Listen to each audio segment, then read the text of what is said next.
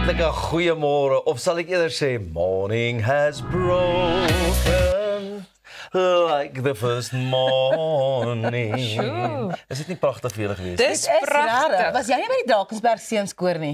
Man, ek was inderdaad. Ag, Ek is so ons kan bly dit jy hoor. kan nog daardie tegniek verstaan.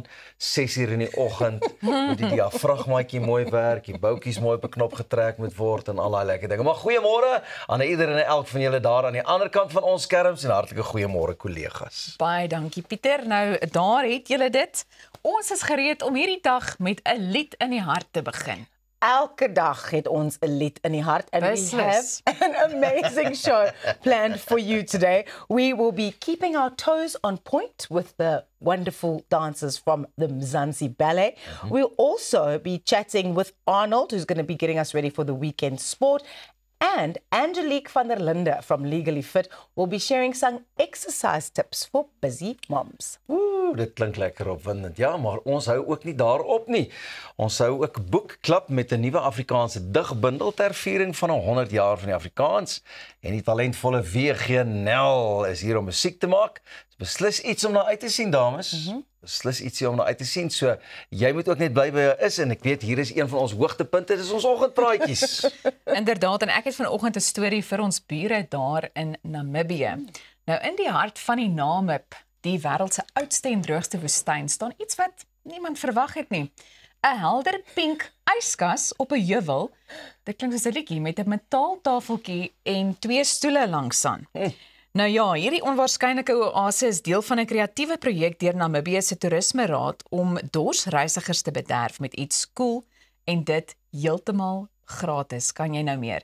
Die yskas werk met sonkrag en word daagliks verskeie kere hervul met verkoelde bottelwater en ystee. Omdat dit so gewild geraak het op sosiale media, is die rakke teen sononder dikwels leeg. Wat begin het as 'n vreemde idee, het nou 'n bekende toeriste aantreklikheid geword en lok mense van reg oor die wêreld. Nou behalwe vir die verversings, bied die plek ook 'n asemrowende uitsig oor die Namib-woestyn, veral tydens sonsondergang. Maar 'n wenk aan besoekers: die stoele staan heeldag in die son en raak bloedig warm, so toets maar liewer eers voordat jy sit. Waar is daai oomie van gister wat so op die museum se stoel gaan sit? Presies. Ja. Sit op daai stoel my vriend. Presies, ek het gedink dit was die waarskuwing. Die stoele raak bloedig warm, so maak seker jy breek hulle nie. Kyk, dis nou 'n hot seat in die volle sin van die woord. Hoor maar, dis 'n oulike idee, ek's mal daaroor. Dit is vir my, ek bedoel, ek sou nooit gedink het dat 'n mens van sweet sal hoor nie. Ja, En pink van alle kleure. in die middel van die woestyn. Ek dink Juist dis 'n uitstaan. video om na te kyk. Ja, ek glo daar is. Wie van julle was daar? In die Namib. O, ek wil net weet wie die video geneem, maar kom ons kyk.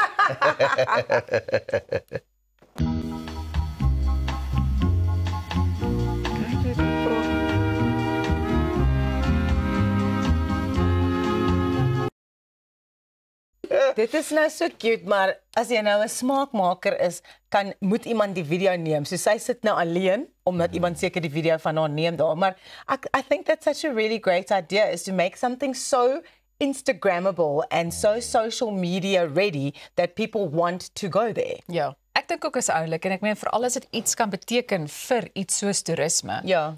Waarom nie? Baie. Julle kan 'n veer in julle hoed sit daar in Namibië vir daai enetjie. Baie oulike gedagte. Dis jou volgende liedjie hoor, jy moet Is dit dit? ja, ek dink jy moet daaroor skryf. Pink yskas in die woestyn. Pink Ja. yskas in die woestyn. Mal daaroor, absoluut mal daaroor. Ek wonder as ons nou in Pretoria iewers hier so 'n strategiese dingetjie moet sit. Ek dink daar's liever vir die oue kampeerstoel nie, ons het met 'n koelboks vol bier en biltong. Daar gaan nie water in die tee. Of in enige area, enige plek in die wêreld of in die land, wat se dorpie of ook al is, daar sal Ranja sal seker 'n koeksuster hê. Ja. En dan net alkohol nie te koop aan persone jonger as 18 jaar nie. Dankie, Elsa. Dankie. So, I don't know if either of you have thought about how much information you give to your smart devices without you even kind of knowingly doing it, but how much these devices know about you. Have you given any thought to that ever? Nee, maar jy maak ons nou bekommerd. Nee, luister, want ek Ek het stil in my mond is droog. Ek verstaan, ek het 'n storie. So the smart devices you have in your home, like your air fryer and other devices, may be collecting more data than you think. A UK watchdog, the Information Commissioner's Office, has issued new privacy guidelines after an investigation revealed that some devices and it's the ones that you don't really think of. Obviously, jou horlosie en jou foon. Hierdie sluit in. Air fryers from Xiaomi, Tencent, and EgoStar were recording audio or sending data to Chinese services. Smartwatches were also flagged, with Huawei's watch requesting 9 high-risk permissions. Now, experts say the companies are pushing the boundaries of acceptable privacy practices, and the ICO now requires manufacturers to build privacy protection into devices from the start and to only collect data that users could reasonably expect that your air fryer would want from you. So these new rules took effect on the 16th of June this year. So imagine nou, jy is besig om aandete te maak, jy en jou eggenoot of jy en jou katte is daar en julle gesels nou oor die dag en wat gebeur het en so. En hierdie air fryer luister jy nou vir jou af. Ek kan nie glo, ek kan nogal dink aan 'n selfoon of 'n rekenaar soos die mense nog altyd gesê het. Ja. Of dan nou jou horlosie. Of jou horlosie, maar 'n air fryer en 'n toaster en 'n ketel, al daai goedjies. Seker alles waar apps kan gebruik word, is dit nie? Ja, presies. En ek dink dis gewoonlik die tyd wanneer 'n mens so 'n bietjie gesels oor die dag wat 'n mens agter die rug het en so. Kan jy nou dink iemand luister af na alles waaroor jy afpak?